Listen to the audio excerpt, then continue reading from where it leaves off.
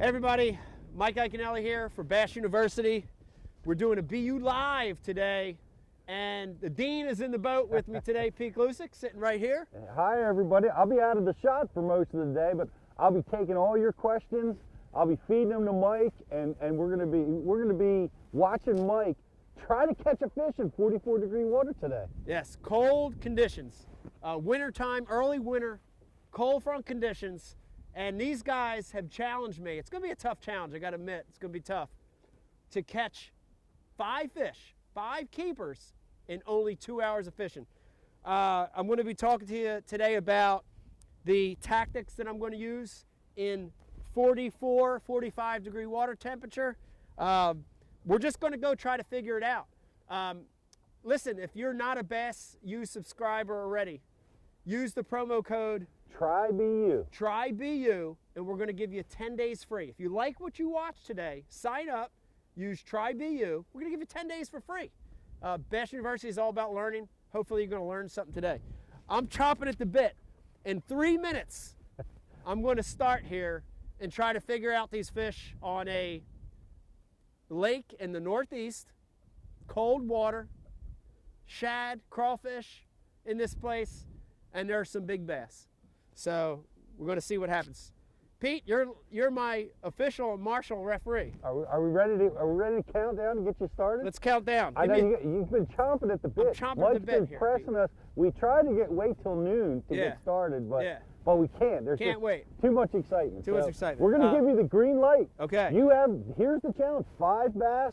You got 2 hours and 2 minutes. 2 hours, 2 minutes. We're giving you 2 bonus minutes. 2:02. Okay. To catch five bass. So okay. You got the green light, buddy, whenever you're ready to go. All right, appreciate it. Pete, by the way, if you want to get up here and stand next to me, don't worry, I won't hook you. I don't know if you trust me or not. There's I don't think I trust a lot of treble hooks up there. I don't on the think I deck of the trust boat. myself.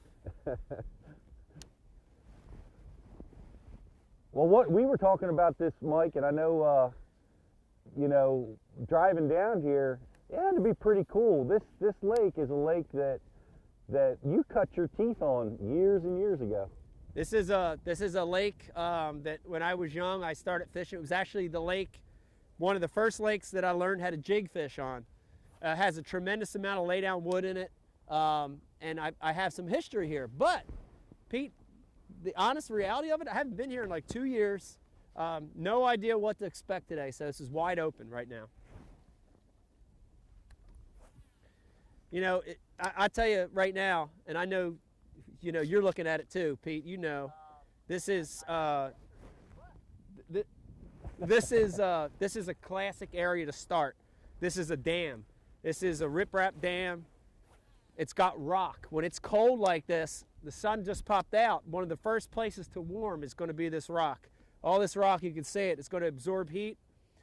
The other great thing about this dam is that it's got a 45-degree bank.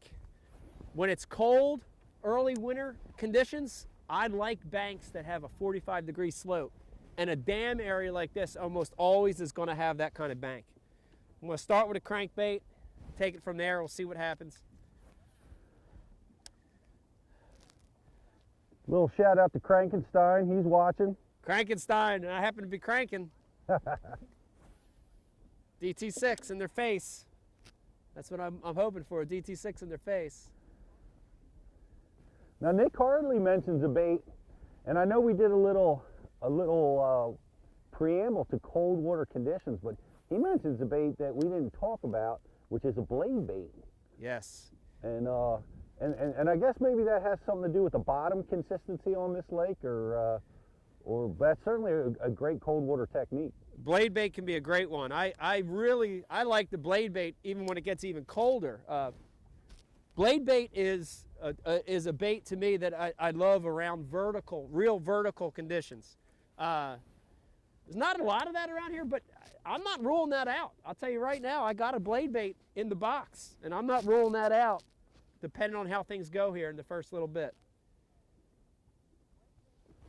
I actually think about 2 casts ago, I didn't want to say anything, I think I had one slap at it. Really? I'm 90% sure. No kidding. Yeah. And he was literally, I was cranking, and I could feel this thing ticking off the rocks. And it was almost as it came off that lip, I felt one ticket. You know, the other thing is a lot of times too, you know, these fish are lethargic where you're actually, sometimes the bait will hit the fish and they're not biting. I've seen that happen so many times this time of the year. So it could have been that, you know, I don't know. I didn't have a scale on my hook or anything, but I really did feel like I had something hit it, or I hit something. One of the two. It's actually pretty exciting sign. You know, probably 10 cast in and already had what I think might have been a bite. That's a good sign. Got wind today, which is not good for us, but it's always good for the fish. And I always like to have a little, I'd rather have a little wind than no wind. A lot of guys recognize you're using that Rapala DT6. Yes. They want to know how deep your boat's sitting in. What kind of depth we dealing with here? So I am in about 7 feet of water. So, you know, when I try to pick a DT, I use those numbers. So I'm in 7 foot. I know I'm fishing a lot of that 3 to 6 foot. So a DT6 dives 6 feet. Almost all the time, I'd say 90% of the time when I'm crankbait fishing, I want to hit the bottom.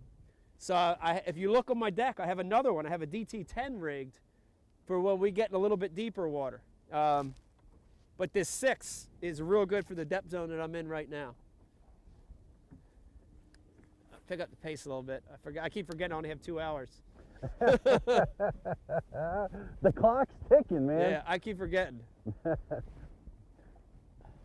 How you liking the sunshine on these rocks? Like, to me, when it's like this, that sunshine has gotta be an asset for fishing the riprap like this. Yeah, the sun is good. The problem is the sun literally just popped out about 5-10 minutes ago. So, you know, if we had sun all morning, I'd be way more excited than I am right now. But rock still retains heat, right? So, you know, you got the sun out now. It's definitely bouncing off these rocks a little bit.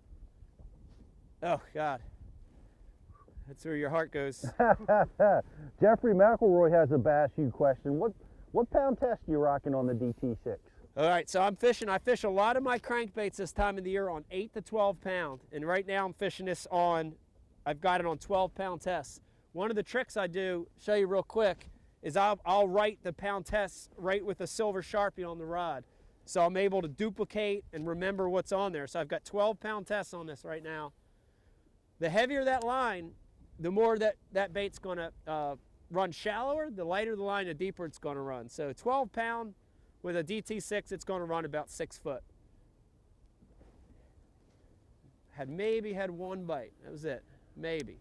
That was a big maybe. Brad suggests you should be throwing a frog on this riprap. Possibly a little too cold for that.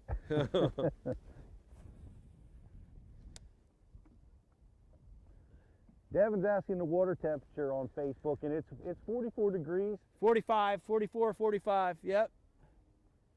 And you know what, Mike?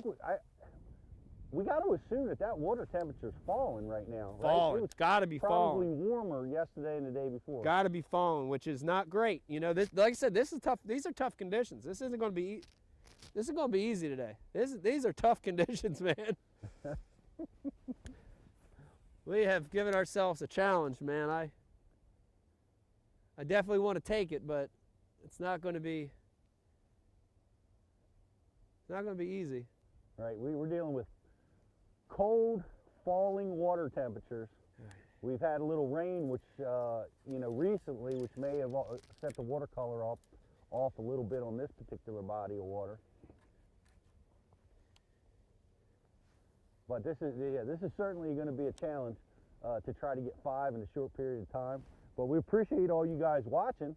A lot of you guys taking lunch break with us. This is our lunch break with the Bass U. Want to invite you guys to come on over and check out Bass University TV and use the code TRYBU, TRYBU, and it's 10 days free. So you can come and check it out. You can see the over 400 instructional video content that we have in classroom seminars, on the water seminars, and a lot of other great stuff that's truly going to help guys become better anglers, whether you're new to the sport or you've been doing it for 20 or 30 years like we have. There's always something there that helps blow your hair back and opens things up for you, so you can be more consistent when you're out on the water. So use the code TRYBU. Come on over and check it out for 10 days free. As I'm looking at seagulls out on the middle of the lake and lots of shad on your sonar unit, man, that's got to make you encourage you, make you feel good that you've got a lake with some life in it here. Yeah, well, bait's a good thing. Early winter, cold front conditions, you want to be around bait.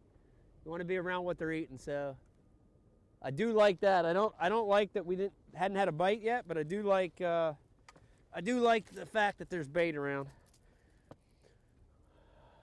Double back real quick as I head to this other bank and just get a couple bonus cast in with a suspended jerkbait, deeper bill. Lawrence is cheering you on and says, "You got this, Mike." Can we get a never give up shout out on the first fish, please? Absolutely. Maybe a headbutt. Maybe I'll headbutt Pete. Nobody wins in a headbutt.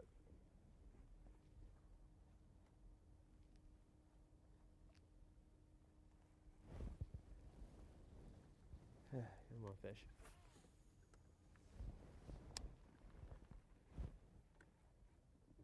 Question on gear ratio on your cranking, Mike.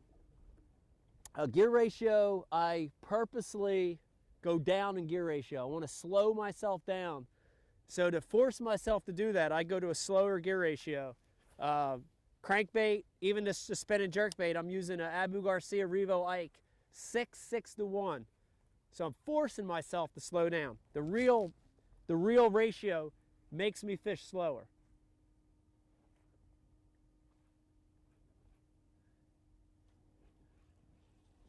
So maybe one bite, possibly. That's a possible. Get on this opposite bank here. We got some wood. We're going to switch to a little bit of wood cover over here. Take one more case. This is a random question, but you ever fished much in Southern California? Arrowhead Lake question comes. Have you ever fished Arrowhead Lake? I've never fished Arrowhead Lake. No, I would love to. I know the thing about Southern California is there's giants swimming around. You got legitimate 10-pounders to 20-pounders swimming in that part of the country. That's always exciting. All right. Your biggest bass is 13 pounds, is that right? I caught a 14-1 from Lake Amistad 14-1. in practice, and then I caught a 12-13 in the tournament at Lake Amistad. Look at all that bait. Look at all that bait. I'm looking at his Lowrance unit Ton of bait. from here, guys, and it is just top to bottom, balls of bait fish, loaded right out here in front of this dock, in front of the launch ramp.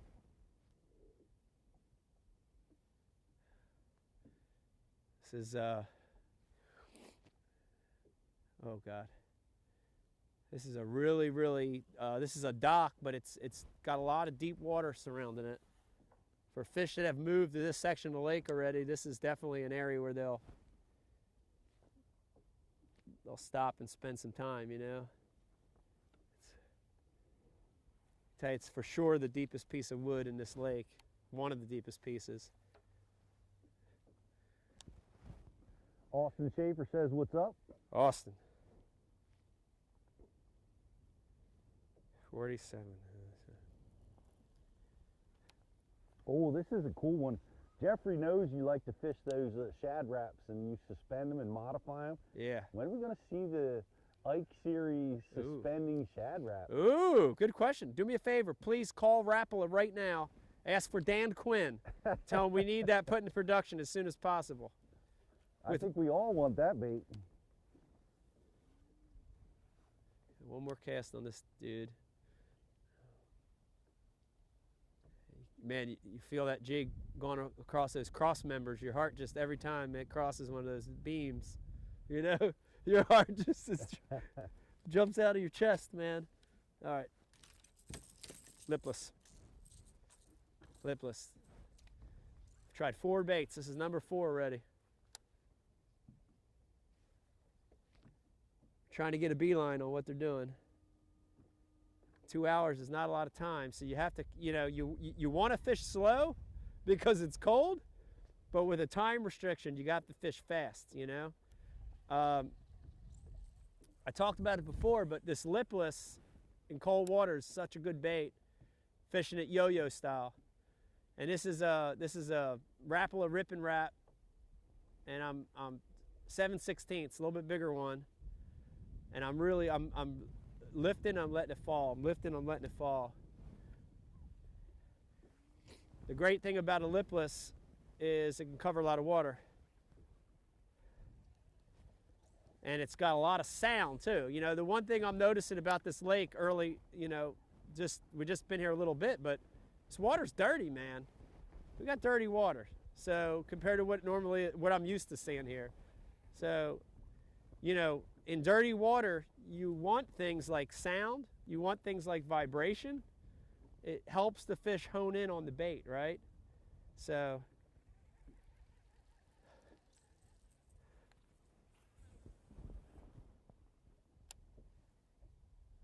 tremendous amount of bait, man.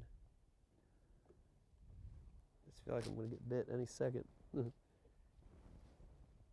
That lipless bait is it's one of those baits that you got to put in the category of baits that excel in cold falling water temperature. Yeah, it makes them bite it, you know. A lipless makes them bite, even when they don't want to bite.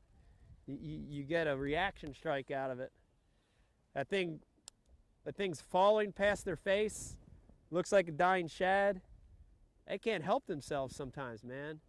Even on a day like today, this is the absolute worst conditions you could think of right here, what we're dealing with. I couldn't think of worse conditions to have to try to catch them in 2 hours, but the lipless is the kind of bait that can do it, you know? Can trigger some bites. It certainly can. It can draw strikes when nothing else can sometimes. I'm just trying Jim's recognizing this is a great challenge, major cold front. You got it. We definitely have all that going on, Jim. He's talking about scent and the importance of scent in this condition, or do you think it's important in this Scent condition? is so important. In fact, I'm glad you said that, because Pete, please throw me up right by you. There is my Liquid Mayhem. Any of those tubes will work. I'm going to add some scent because it is important when it gets cold. I want everything. I want every little bit of extra bonus I could get when it's like this. You know, I'll take, even though this bait is already scented, Chigger Crawl's a power bait. It's got scent on it, but the skirt doesn't. So I throw a little bit on that skirt. I'll get a little extra confidence. Something grabs it, or you know, gives them another thing to find it. You talk about all the different senses on a fish. It's got vision, detects vibration, it's got eyesight, and then of course smell. Bass have great sense of smell. So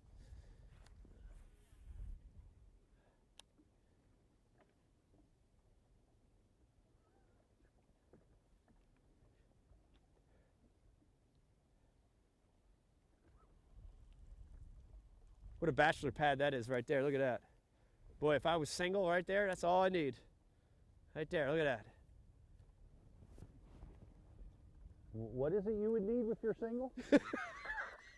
That bachelor pad right there. That bachelor pad. That's what I would want. That's all you need. Look at it. It's perfect. 1 bedroom, beautiful deck right on the water. Forget about it, huh? Forget about it. Come on, fish, tell me something. Tell me something, fish. Looks like his boat over there still has plenty of freeboard left. Golly. Might be a bass in that boat.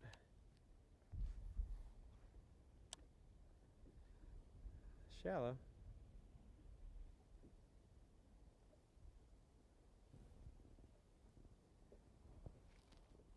So much bait, golly.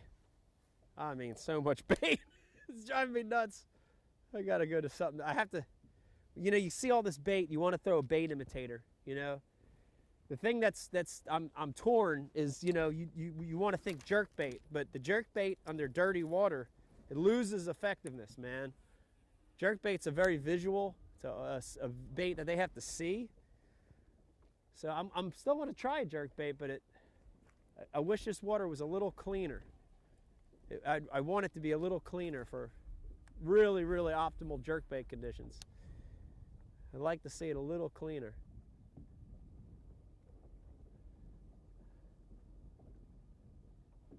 Some guy named Stockler says you should believe in yourself, Mike. Stockler. Shout out to BTC. Ask Stockler if he knows the spot that we're fishing right here. We got our first friend of the day right here. How you doing? Excuse me, sir. Do you have any idea where I could catch a largemouth bass at? I got about an hour and a half. Oh, over there. I just saw him cock his head that way. Must mean this way. Domestic ducks. Don't you have any of that bread left over from your Fish My City show? We could offer to them? Wonder Bread? Day old Wonder Bread. Pete says, your fish finders are as big as my TV. Well, if we don't catch one in 2 hours, I'll be putting some Benny Hill on. That's for sure.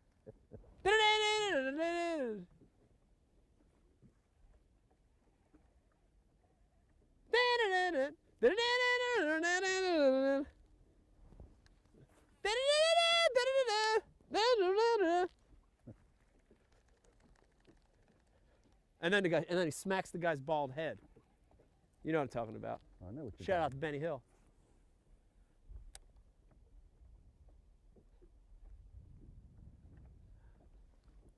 Golly, no bites yet. No bites yet. Got to keep changing. Keep working.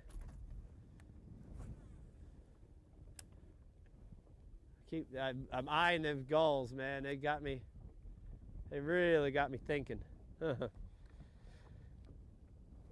You know, there's bait here, so it makes you believe that you're in the best area, but you know, you don't know until you get to other areas of the lake. You know, other areas of the lake could have just as much bait or more bait, right? So you're sort of trying to stay fluid here and not get trapped in this one section of the lake. You know, I can break a lake down. I don't care how big it is. I don't care if the lake's 100 acres or 100,000. You could break it down into what I would say lower lake, mid lake, and upper lake. And there's always going to be one of those sections is always going to be better. You know, so with such a limited amount of time, I'm really I need to sample all of them, you know. I need to sample all three of those different areas, at least the lower lake and the mid lake. Time restrictions, I don't know if we'll even get to the upper, but it's not enough to have 12 rods on the deck. I have to keep switching baits, but I have to also keep thinking about where these fish could be. What section of the lake is the best section, you know? Guy's got some nice riprap there. Nice stonework. Okay. Keep moving. Do you prefer big baits or small baits in the winter? I prefer baits that mimic the prevalent forage any time of the year. So here I know, from past experience, I know there's a lot of threadfin shad in this place.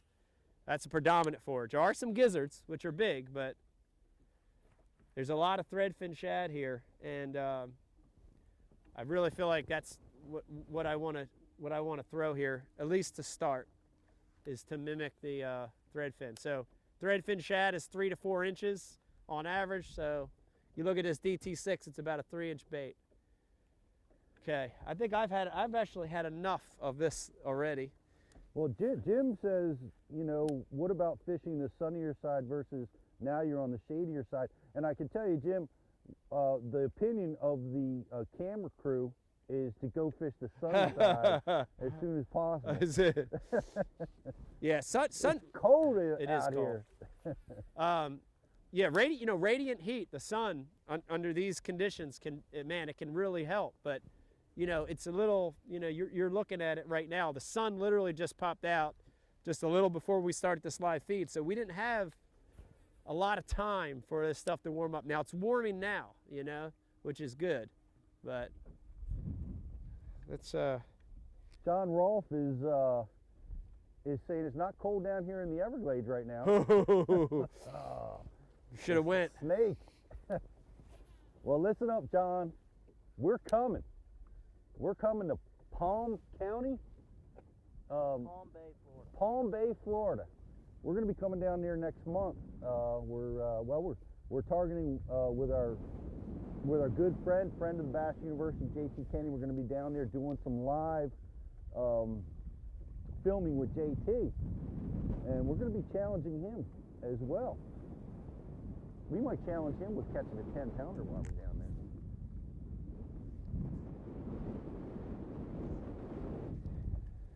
there. Eric has a question. He wants to get into your mind, Mike. Okay. He sees you cycling through baits, 3 or 4 casts each. He goes, what's going through your mind and making you change from bait to bait, tactic to tactic? It's a good question. You know, you hear me talking a lot about covering the zones from the top of the water column to the bottom. And that's one of the main things I'm trying to do. Is I want to cover all the zones. The other thing is I want to get a bite.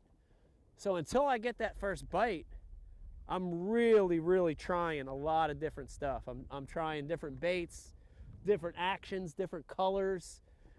I'll be honest with you, I don't like to throw something more than, I'd say 20 casts without making a change, man.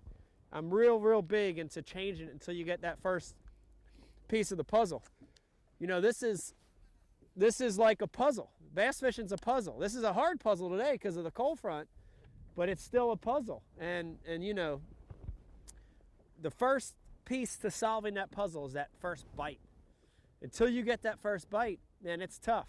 So many guys watch MLF, Major League Fishing, and I think it's such a great format because you see guys struggle, and you know, until you get that clue, man, I don't, you know, I'm clueless right now. I maybe had 1 bite on the riprap. That's it, and you know, besides that, I have not had a legitimate bite. So I'm switching baits, I'm switching areas. I'm out here now, I'm fishing in an area where I saw birds sitting. I saw a bunch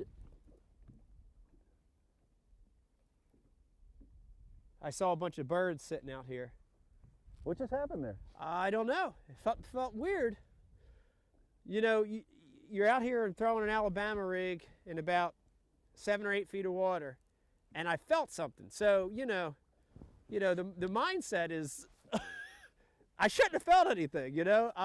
Clearly this bait, the way I'm fishing it, I'm running it about midway through the water column, and so I felt something, you know. It was either a response from a fish that didn't want it all the way, or I ran into a fish, or I ran into a gizzard shad, but I did feel something.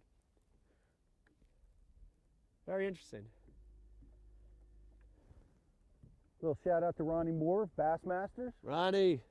Watching, and I just want to give you guys an update. We are live, Bassmaster live, and Mike's in the middle of a challenge. We've challenged him in impossible conditions, in freezing cold weather, 40-degree temperatures and falling water temperatures, to catch 5 bass. And we don't have any in the boat at this moment in time, and we've started out fishing riprap. We fished some docks. We fished, now we're out fishing in deeper water, kind of in the central part of the lake, fishing around schools of bait. We've seen Mike cycle through a variety of tools, starting out with a DT6, moving to a jig on several occasions when he encountered the dam, blow down trees, docks. Applied some scent to his bait, put some liquid mayhem on there, which I felt like was key in cold water to maximize the ability to draw strikes by using scent. You know, now we're up with an Alabama rig style. It has like 600 baits tied to it. The biggest Alabama rig I've ever seen. 600. Sounds like a lot. How many baits are on that? There's 8, 9? 9 baits. 9 baits. Do you think it's enough? Well, you know, the key to Alabama rig is really it imitates a school of bait. And this is a really good one. This is a Alabama rig called Shane's rig. It's got 9 wires. In this part of the country, in this particular area we're at, you're allowed 5 hooks. So I've got 4 dummies on the top. Basically just got little screw locks on them. And I got the 5 hooks on the bottom. And I've got just little swim baits on there. trying to mimic a school bait, you know?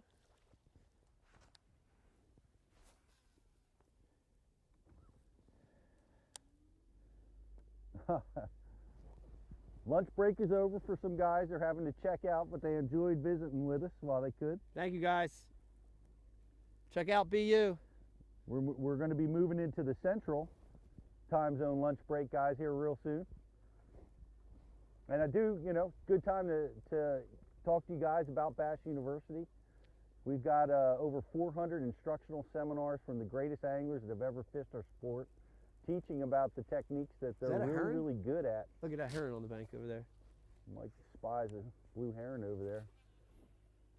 That's always a good indicator that bait fish are shallow. But we want to invite you guys to come over and try BU. Use the code TRYBU, and it will give you 10 days free to come over and check out what we're doing. Every single week at Bass University, we're launching new content designed to help you become a better angler, whether you're just getting started, you've been doing it for a while, or even aspiring pros. There's just so much information to obtain at Bass University. You want to come check it out, use the code TRYBU over at bassu.tv. I don't know, the heron, the great blue heron is over here fishing. I don't know how the fishing is going to be over here, but the wind is calmer immediately. You can detect it. We're a little bit protected. The sun is beaming down on this side of the lake, and it certainly is somewhat of a different condition that Mike's approaching right now.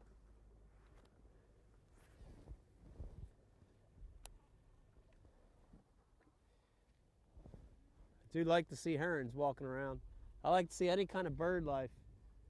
You know, I saw seagulls earlier, and they got out of there. The thing on the seagulls, when they fly away right away, it's not as good as when they hold their ground. You know, I've seen it where you can get real close to them, and seagulls hold their ground, and you know there's bait there.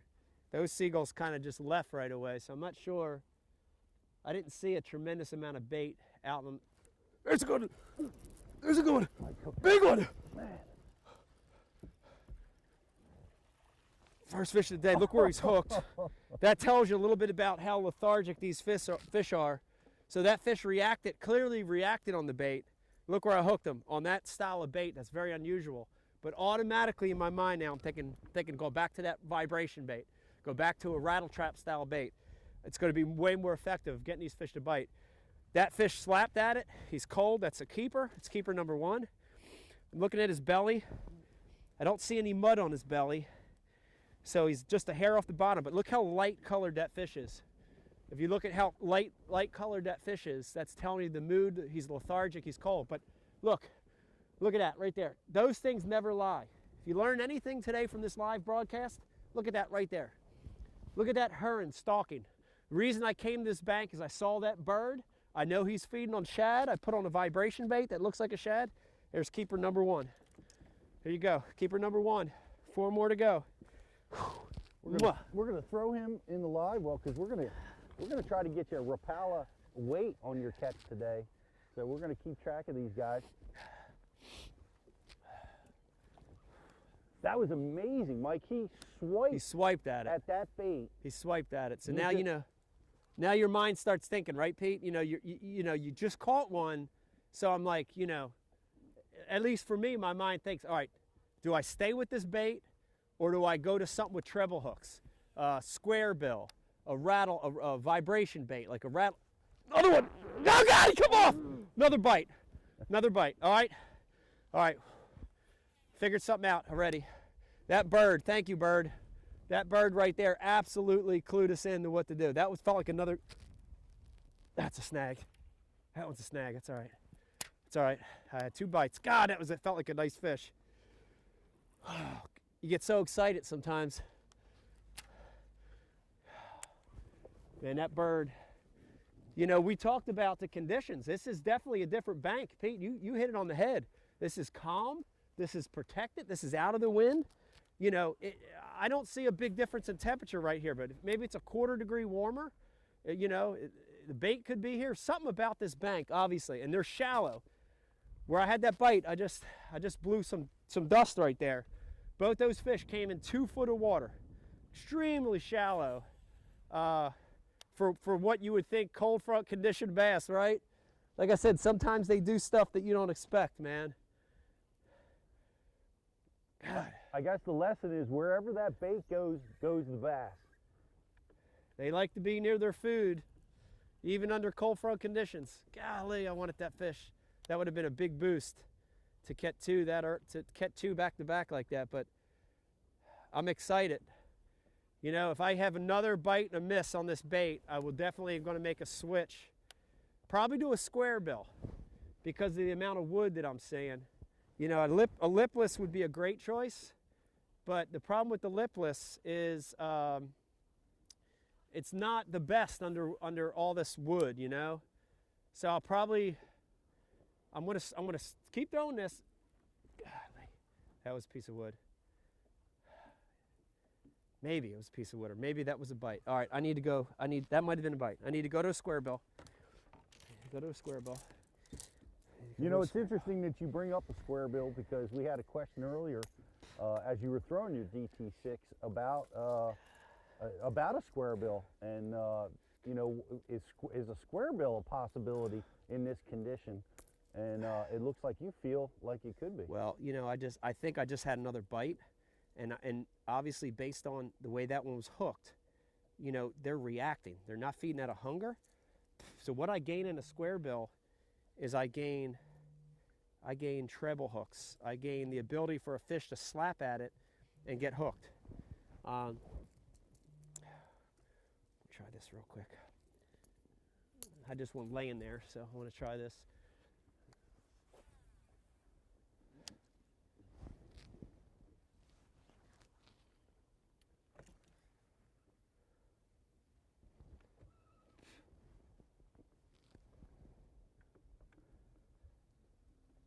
Golly, I don't know. See, I know for sure that second one was a bite, and that third one, I don't know. Third one felt weird, man. Felt like it could have been a bite. Listen to this. Michael Slater is with us today saying, who's on that camera? Amazing camera work. Great job. I'd agree. Thank you, Mike. Thank you, Mike. That's our boy, Jeff. Jeff in the house. Jeff's in the house. He's the man.